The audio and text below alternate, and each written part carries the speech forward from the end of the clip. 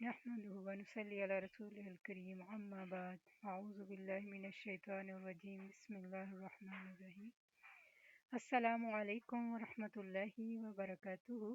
آج الحمدللہ ہم سورہ نساء شروع کر رہے ہیں۔ آج کا لیکچر آیت نمبر 1 سے 23 تک ہوگا، اور انشاءاللہ اس میں خواتین کو اپنے بارے میں بہت کچھ جاننے کا موقع ملے گا، اور امید کرتی ہوں کہ بہنیں اس کو شوق سے سنیں گی اور اور اپنی زندگی سے قرآن پاک کی آیات سے سبق لیں گی اور اپنی زندگی کو بہتر کرنے کی کوشش کریں گی۔ چلیں جی دعا کر لیتے ہیں۔ بسم اللہ الرحمن الرحیم۔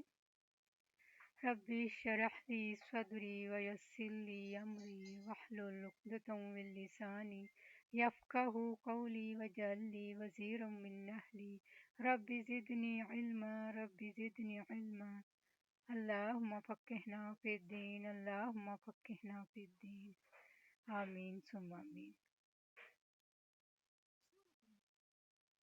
اللہ الرحمن الرحیم۔ یا ایہا الناس اتقوا ربکم الذی خلقکم من نفس واحدۃ وخلق منها زوجها وبث منہما رجالا کثیرا ونساء واتقوا اللہ الذی تساءلون به والارحام ان اللہ کان علیکم رقیبا۔ سورۃ النساء عورتوں سے متعلق سورت ہے۔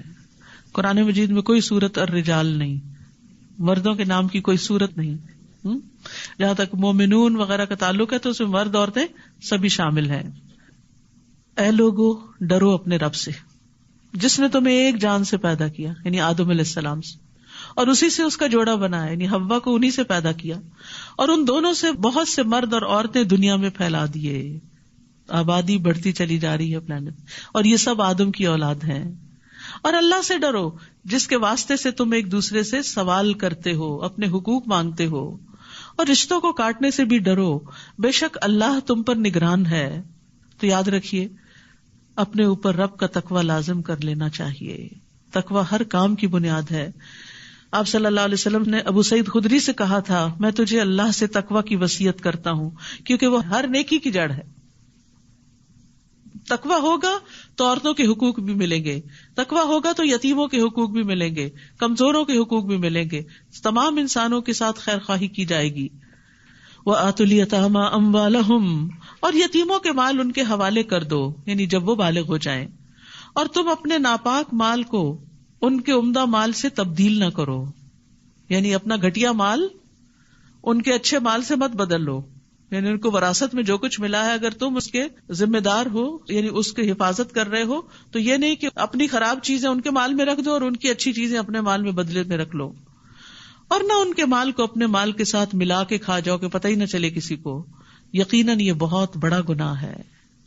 اور اس سے کون بچے گا کہ یتیم کا مال نہ کھائے اور اس کی حفاظت کرے، جب تک بڑا ہو جائے پھر اس کے حوالے کرے؟ وہی جس کے اندر تقویٰ ہے، جو اللہ سے ڈرتا ہے۔ رسول اللہ صلی اللہ علیہ وسلم نے فرمایا، اپنے یا کسی دوسرے کے یتیم بچے کی پرورش کرنے والا میں اور جنت میں وہ اس طرح ہوں گے بشرطے کہ وہ اللہ سے ڈرتا ہو۔ تو امام مالک نے شہادت والی اور درمیانی انگلی سے اشارہ کر کے بتایا کہ ساتھ ساتھ ہوں گے۔ تو اب وہ عورتیں جو یتیم بچے پالتی ہیں وہ بھی اس حکم میں شامل ہیں۔ اور اگر تمہیں خوف ہو کہ تم یتیم لڑکیوں سے انصاف نہ کر سکو گے تو دوسری عورتوں میں سے جو تمہیں پسند آئیں 2 اور 3 اور 4 سے نکاح کر لو۔ پھر اگر تمہیں ڈر ہو کہ تم ان کے درمیان عدل نہ کر سکو گے تو ایک ہی سے نکاح کافی ہے، یعنی ایک رخصت دی گئی بوقت ضرورت، لیکن عدل کی شرط کے ساتھ، اور واضح بتا دیا گیا کہ اگر عدل نہیں کر سکتے تو پھر ایک ہی، یا تمہارے دائیں ہاتھ جن عورتوں کے مالک ہوئے یہ زیادہ قریب ہے کہ تم ایک طرف مائل نہ ہو جاؤ۔ اور عورتوں سے نکاح کرتے وقت ان کے مہر خوش دلی سے ادا کیا کرو، اور پھر اگر وہ اپنی طرف سے کوئی چیز تمہارے لیے مہر میں سے چھوڑ دیں، ایز اے گفٹ تمہیں واپس کر دیں، تو اسے خوش مزہ اور خوشگوار سمجھ کر کھاؤ پیو، یعنی بیوی کا گفٹ جو ہے اسے خوشی سے قبول کرو، حقیر نہ سمجھو۔ اور تم نادان یعنی یتیم بچوں کو اپنے مال مت دو، جب بچے چھوٹے ہونے اپنی منی مینجمنٹ نہ آتی ہو تو ان کے حوالے مت کرو، جنہیں اللہ نے تمہارے لیے قیام زندگی کا ذریعہ بنایا ہے، یعنی مال جو ہے وہ زندگی کو قائم رکھنے کا ذریعہ ہے، ضروریات پوری کرنے کا، اور انہیں تم اس میں سے کھلاؤ اور پہناؤ اور ان سے اچھی بات کہتے رہے. جب وہ مطالبہ کریں, جب وہ غصے کا اظہار کریں, دے دیں ہمارے مال, ہم بس خود ہی اس کو دیکھ لیں گے, تو ان کو پیار سے سمجھاتے رہو, ان کی ضروریات اس میں سے پوری کرتے رہو, لیکن اس وقت ان کے حوالے کرو جب وہ سمجھدار ہو چکے ہوں. ایک حدیث کے مطابق ناسمجھ کو مال دینے والے کی دعا قبول نہیں ہوتی. اور یتیموں کو آزماتے رہو یہاں تک کہ جب وہ نکاح کی عمر کو پہنچ جائیں, یعنی میچور ہو جائیں. پھر اگر تم ان میں سمجھ بوجھ پاؤ تو ان کے مال ان کے حوالے کر دو, اور تم ان کے مال اسراف اور جلدی کرتے ہوئے مت کھاؤ, اس ڈر سے کہ وہ بڑے ہو جائیں گے اور پھر ان کو دینا پڑے گا. اور جو کوئی تم میں سے مالدار ہو تو اسے یتیموں کے مال سے بچنا چاہیے, یعنی ان کے مال میں سے بطور اجرت نہ لے. اور جو مالی طور پر محتاج ہو اسے چاہیے کہ وہ معروف طریقے سے کھائے, یعنی اپنا محنت کا حق وصول کر لے, لیکن محتاط طریقے سے. پھر جب تم ان کے مال ان کے سپرد کرو تو ان پر گواہ ٹھہرا لو, اور حساب لینے کے لیے اللہ کافی ہے. مردوں کے لیے اس ورثے میں سے ایک حصہ ہے جو والدین اور قریبی رشتے دار چھوڑ جائیں, اور عورتوں کے لیے بھی ایک حصہ ہے اس ورثے میں سے جو والدین اور قریبی رشتے دار چھوڑ جائیں, چاہے وہ رسول اللہ صلی اللہ علیہ وسلم کا دور جاہلیت ہو یا آج کا معاشرہ ہو. عورتوں کے حقوق مارے جاتے ہیں, اور خاص طور پر ان کو وراثت میں سے نہیں دیا جاتا کہ ان کی شادی پہ اتنا خرچ ہو گیا تھا, ان کی تعلیم پہ اتنا خرچ کر دیا تھا, اب باقی سب کچھ بیٹوں کا ہے. نہیں, عورتیں یعنی لڑکیاں بھی اس میں شریک ہیں جو والدین اور قریبی رشتے دار چھوڑ جائیں. ورثہ کم ہو یا زیادہ اس میں ایک طے شدہ حصہ ہے. اور ورثے کی تقسیم کے وقت جب غیر وارث رشتے دار اور یتیم اور مسکین موجود ہوں تو انہیں اس میں سے کچھ نہ کچھ دے دو, اور اگر نہ دے سکو تو ان سے مناسب طریقے سے بات کرو. یعنی جب وراثت تقسیم ہو رہی ہو اور خاندان کے لوگ موجود ہیں جو اس میں سے حصے دار نہیں, اور وہ دیکھ رہے ہیں, ان کی نظر ہے کچھ چیزوں پر, تو کچھ نہ کچھ ان کو ایز اے کرٹسی دے دو. اور اگر نہیں دے سکتے تو اچھے سے بات ہی کر لو, کیونکہ الکلمۃ الطیبۃ صدقہ, اچھی بات بھی صدقہ ہے. یعنی صرف مال کا ہی صدقہ نہیں ہوتا, اچھی بات کا بھی صدقہ ہوتا ہے. اور وراثت تقسیم کرنے والوں کو اس بات سے ڈرنا چاہیے کہ اگر وہ اپنے پیچھے ناتواں اولاد چھوڑ جاتے تو موت کے وقت انہیں ان کے بارے میں کتنا اندیشہ ہوتا. لہٰذا انہیں چاہیے کہ اس معاملے میں اللہ سے ڈرے اور جچی تلی بات کریں, کیونکہ اب یتیموں کی پرورش کا معاملہ آ رہا ہے تو ان کے کئی ناجائز مطالبات بھی ہوں گے, تو ان کے ساتھ معاملہ اللہ سے ڈرتے ہوئے کرتے رہو. بے شک وہ لوگ جو یتیموں کے مال ظلم کرتے ہوئے کھا جاتے ہیں, یقیناً وہ اپنے پیٹوں میں آگ ہی بھر رہے ہیں, اور ضرور وہ بھڑکتی ہوئی آگ میں چلیں گے. بعض اوقات ایسا ہوتا ہے نا کہ کہیں پر باپ فوت ہوتا ہے, بچے پیچھے چھوڑتا ہے, ایک بھائی ان میں سے زیادہ اسٹرانگ ہوتا ہے اور دوسرے کمزور ہوتے ہیں, تو وہ سب کا حصہ دبا کے بیٹھ جاتا ہے اور دینے پہ راضی نہیں ہوتا. اور پھر جو فوت ہوتا ہے حتیٰ کہ اس کے یتیم بچوں کے لیے بھی کچھ نہیں چھوڑتا. تو اس طرف توجہ دلائی گئی کہ جو لوگ یتیموں کا مال کھائیں وہ اپنے پیٹ میں آگ بھر رہے ہیں. بعض اوقات مرد حضرات ایسے کام کرتے ہیں تو as a sister, as a wife, as a mother ان کو سمجھانا چاہیے, ان کی محبت میں ان کی خیرخواہی کرتے ہوئے, کیونکہ بعض اوقات میں نے دیکھا مائیں ساتھ مل جاتی ہیں, مائیں بیٹوں کے ساتھ مل جاتی ہیں اور بیٹیوں کا حق ان کو نہیں دیا جاتا. تو یہ بیٹے کل قیامت کے دن کام آنے والے نہیں. اللہ تمہیں تمہاری اولاد کے بارے میں تاکید کرتا ہے, بیٹے کے لیے 2 بیٹیوں کے برابر حصہ ہے. وہ کیوں؟ عورت کو آدھا کیوں مل رہا ہے؟ اس لیے کہ عورت پر نان نفقے کی ذمہ داری نہیں ہے. عورت کو اپنی شادی کے وقت پھر مزید مہر بھی ملے گا اور اس کا شوہر اس کے مالی امور کا خیال بھی رکھے گا, جبکہ مرد کو جو ملے گا وہ اپنی شادی کے وقت مہر بھی دے گا اور اپنے اوپر, اپنے بچوں پر, اپنے گھر والوں پر, حتیٰ کہ اگر اور رشتے دار بھی ہیں تو ان کے اوپر بھی اپنا مال خرچ کرے گا, تو اس کو نسبتاً زیادہ دیا گیا. یہاں کوئی ڈسکریمنیشن نہیں. اگر شوہر فقیر ہو, عورت ملینئر ہو, تو بھی عورت کے اوپر کوئی ذمہ داری نہیں کہ وہ گھر میں خرچ کرے, شوہر ہی کی ذمہ داری ہے. ہاں یہ تو پھر الگ بات ہوتی ہے نا کہ باہم محبت کی وجہ سے عورت کہتی ہے کہ میں اپنے شوہر کو اور اپنے بچوں کو کیسے غربت میں دیکھ سکتی ہوں, اور میں اپنے اس مال کو کیا کروں گی, یہ انہی کے لیے تو ہے. تو وہ خوشی سے جو بھی خرچ کرتی ہے پھر وہ اس کے لیے صدقہ شمار ہوتا ہے, اس کے لیے باعث اجر ہوتا ہے.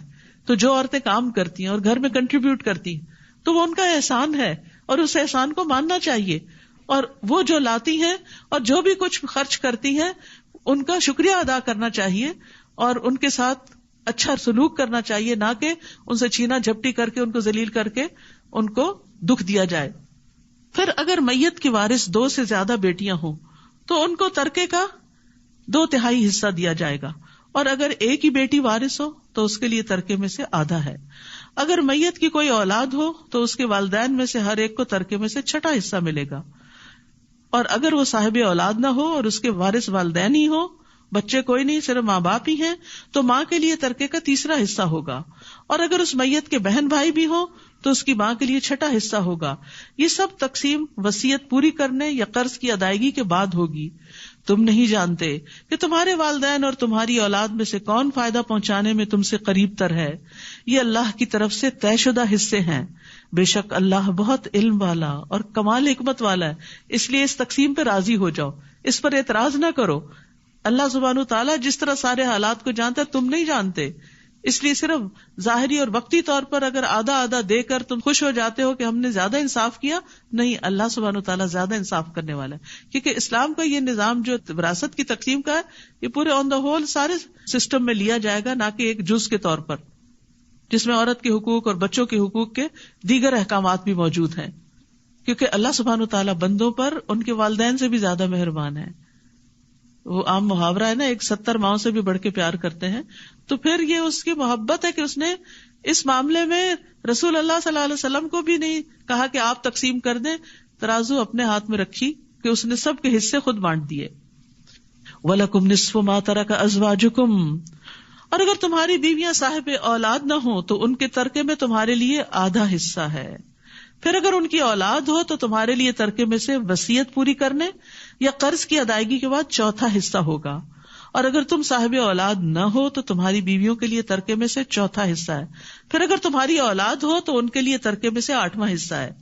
یہ سب تقسیم وصیت پوری کرنے یا قرض کی ادائیگی کے بعد ہوگی. اور اگر کوئی مرد یا عورت بے اولاد ہو، کلالہ، اور اس کے ماں باپ بھی حیات نہ ہو مگر اس کا ایک بھائی اور ایک بہن ہو، تو بھائی اور بہن ہر ایک کو 6واں حصہ ملے گا. اگر وہ اس سے زیادہ ہو تو سب کے سب ترکے کے 1/3 میں شریک ہوں گے. یہ سب تقسیم وصیت پوری کرنے یا قرض کی ادائیگی کے بعد ہوگی، بشرطے کہ کسی کا نقصان نہ کیا گیا ہو. یہ اللہ کی طرف سے ایک تاکیدی حکم ہے، اور اللہ خوب جاننے والا ہے، بہت بردبار ہے.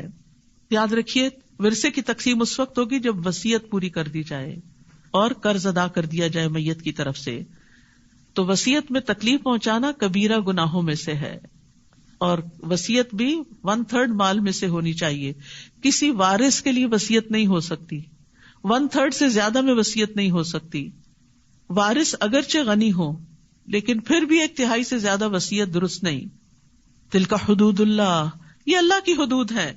اور جو کوئی اللہ اور اس کے رسول کی اطاعت کرے گا وہ اسے ایسے باغات میں داخل کرے گا جن کے نیچے سے نہریں بہ رہی ہیں، وہ ان میں ہمیشہ رہنے والے ہیں. اور یہ بہت بڑی کامیابی ہے. یہ ہے اصل کامیابی، کہ ہمیشہ کی کامیابی. عارضی کامیابی سے انسان خوش ہوتا ہے لیکن عارضی ہی ہوتی ہے.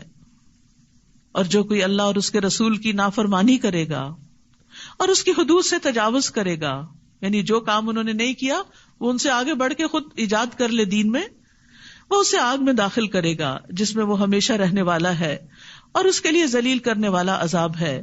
اور تمہاری عورتوں میں سے جو بے حیائی کا ارتکاب کرے، یعنی زنا کا، تو ان کے اس جرم پر اپنے مردوں میں سے 4 گواہ طلب کرو.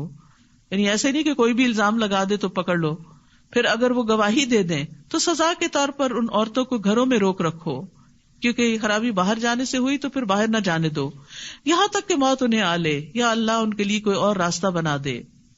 یہاں پر زنا کے لیے لفظ فاحشہ استعمال ہوا کیونکہ اس کی برائی کھلی برائی ہے. اور تم میں سے جو 2 مرد اس برائی کا ارتکاب کرے تو ان دونوں کو ایذا دو، پھر اگر وہ دونوں توبہ کر لیں اور اصلاح کر لیں تو ان سے اعراض برتو. بے شک اللہ بہت توبہ قبول کرنے والا، نہایت رحم کرنے والا ہے. کیونکہ مردوں کو تو گھر میں رکھنے کا فائدہ نہیں، کیونکہ ان کا تو دائرہ کار ہی باہر ہے.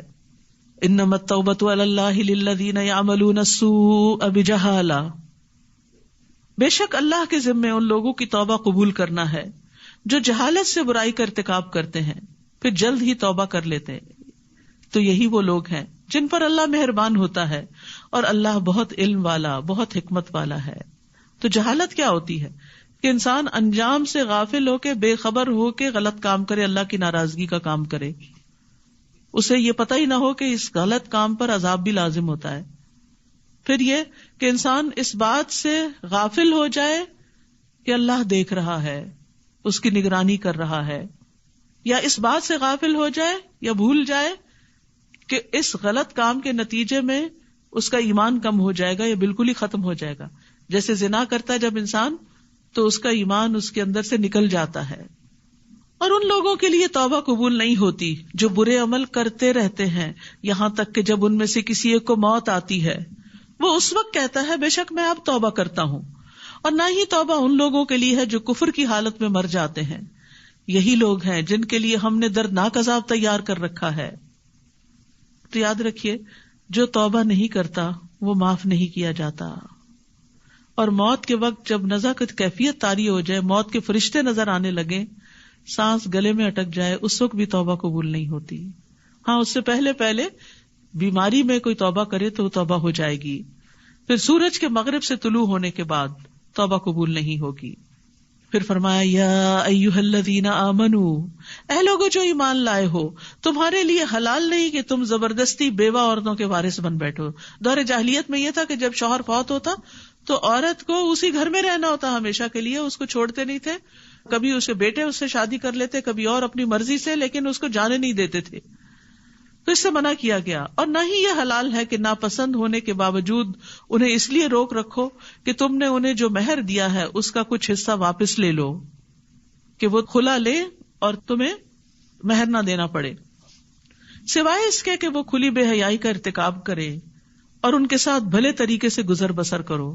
پھر اگر تم انہیں ناپسند کرو تو ہو سکتا ہے کہ ایک چیز تمہیں ناپسند ہو اور اللہ اسی میں بہت سی بھلائی ڈال دے. تو یہاں پر عورتوں کو اچھے طریقے سے رکھنے کا حکم دیا گیا ہے. وَعَاشِرُوهُنَّ بِالْمَعْرُوفِ. اور اگر تمہیں بیوی کی کوئی عادت پسند نہیں بھی تو ہو سکتا ہے کہ ایک چیز تم ناپسند کرو اور اللہ سبحانہ وتعالیٰ اسی میں سے خیر نکال دے. یعنی یہ خاص کانٹیکس میں یہ آیت نازل ہوئی ہے، لیکن زندگی میں بہت سی چیزیں ہوتی ہیں. کبھی کوئی بات پسند نہیں آتی، کبھی کوئی فیصلہ پسند نہیں آتا، کبھی کوئی سفر پسند نہیں آتا، کبھی کوئی شادی کے بعد ہسبینڈ یا وائف میں سے دونوں ایک دوسرے کے لیے بوجھل ہو جاتے ہیں، کبھی سسرال والے پسند نہیں آتے، کبھی کوئی خریدی ہوئی چیز، کوئی پراپرٹی پسند نہیں آتی. کتنی ہی چیزیں ہیں جو انسان کو ناپسند ہو سکتی. تو ایسا نہیں کہ انسان اس ناپسند کو اپنے اوپر مسلط کر لے، اس کو ٹھیک کرنے کی کوشش کرے، اس میں تبدیلی کی کوشش کرے.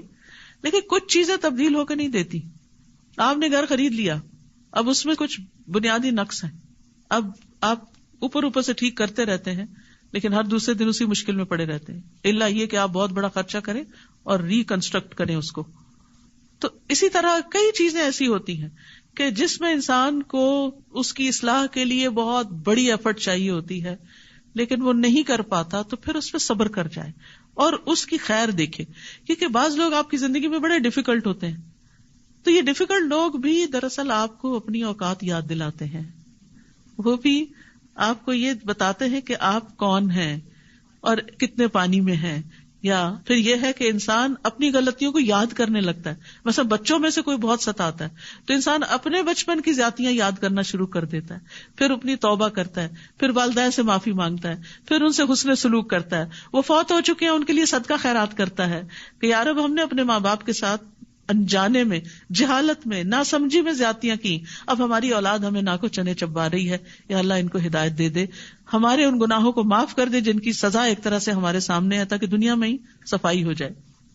تو بہرحال یہاں جس خاص کانٹیکس میں آیت ہے وہ شوہروں کو حکم ہے کہ وہ بیویوں کو اچھے طریقے سے رکھیں، ان کا حق مہر دیں، ان کا نان نفقہ دیں، ان کے سامنے بغیر کسی غلطی کے خواہ مخواہ منہ بسور کے نہ رکھیں، باتوں میں اپنائیت اختیار کریں، سختی نہ کریں، تند خو نہ ہوں، اور اپنی بیوی کے علاوہ کسی اور عورت کی طرف رجحان نہ کریں.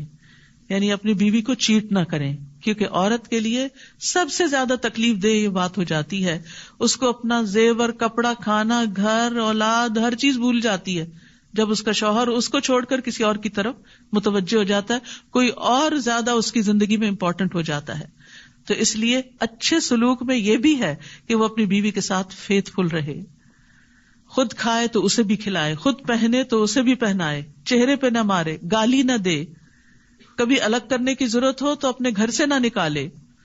رسول اللہ صلی اللہ علیہ وسلم نے فرمایا، ایمان کے لحاظ سے کامل مومن وہ ہے جو اخلاق میں سب سے اچھا ہے اور تم میں سے بہتر وہ شخص ہے جو اپنی بیویوں کے لیے اخلاقی لحاظ سے بہتر ہے. اور اگر تم ایک بیوی کو بدل کر اس کی جگہ دوسری بیوی لانے کا ارادہ کر لو، بعض اوقات نہیں بنتی تو تبدیلی کی ضرورت پیش آ جاتی، تو ہمارا دین فلیکسیبل ہے کہ جینوئن ریزنز میں روک کے ہی مت رکھو اور زیادتیاں مت کرتے رکھو، پھر اس کو فارغ کرو تو پھر دوسری دفعہ گھر بسا لو. اور تم نے ان میں سے ایک کو ڈھیروں مال دے رکھا ہے، یعنی جس کو رخصت کر رہے ہو اس کو لاکھوں دیے ہوئے ہیں، تو اس میں سے کچھ بھی واپس نہ لو. ہیروں کی انگوٹھیاں واپس نہیں لینی، اب وہ اسی کے ساتھ جائیں گی. کیا تم بہتان لگا کر اور کھلے گناہ سے دیا ہوا مال واپس لوگے، یعنی اس پہ الزام لگا کے اس سے مال لوگے؟ اور تم اس مہر کو یا مال کو، یہ تحفے تحائف کو کیسے واپس لے سکتے ہو، حالانکہ تم میں سے بعض سے صحبت کر چکا، یعنی جسمانی تعلق قائم ہوا، انٹیمیسی ہوئی، محبت پیار ہوا، اور وہ عورتیں تم سے پختہ عہد لے چکی. اور تم ان عورتوں سے نکاح نہ کرو جن سے تمہارے باپ نکاح کر چکے ہوں. باپ کی بیوی سے نکاح حرام ہے سوائے اس کے جو پہلے گزر چکا دور جاہلیت میں. یہ ایک بے حیائی کا کام اور قابل نفرت عمل ہے اور بہت ہی برا راستہ ہے. اس دور کے معاشرے کی جو خرابیاں تھیں ان کی اصلاح کی جا رہی ہے اور مزید بھی محرمات کا ذکر کیا جا رہا ہے. حرمت علیکم امہاتکم، اور کون سی عورتیں ہیں جن سے نکاح حرام ہے؟ تم پر حرام کر دی گئیں تمہاری مائیں، تمہاری بیٹیاں، تمہاری بہنیں، تمہاری پھپھیاں، تمہاری خالائیں، تمہارے بھائیوں کی بیٹیاں، تمہارے بہنوں کی بیٹیاں، تمہاری وہ مائیں جنہوں نے تمہیں دودھ پلایا ہو، تمہاری رضائی بہنیں، تمہاری بیویوں کی مائیں، تمہاری وہ بیٹیاں جو تمہارے زیر پرورش ہیں، تمہاری ان بیویوں میں سے جن سے تم دخول کر چکے ہو. پھر اگر تم نے ان سے دخول نہیں کیا تو تم پر کوئی گناہ نہیں کہ تم ان کی بیٹیوں سے نکاح کر لو. اور تمہارے ان بیٹوں کی بیویاں جو تمہارے اپنے پشتوں میں سے، سگے بیٹی کی بیوی یعنی بہو، اور یہ بھی تم پر حرام ہے کہ تم دو بہنوں کو ایک نکاح میں جمع کرو سوائے اس کے جو پہلے ہو چکا سو ہو چکا. بے شک اللہ بہت بخشنے والا نہایت رحم کرنے والا ہے. وآخر دعوانا ان الحمد للہ رب العالمین. سبحانک اللہم وبحمدک اشہد ان لا الہ الا انت استغفرک واتوب الیک. السلام علیکم ورحمۃ اللہ وبرکاتہ.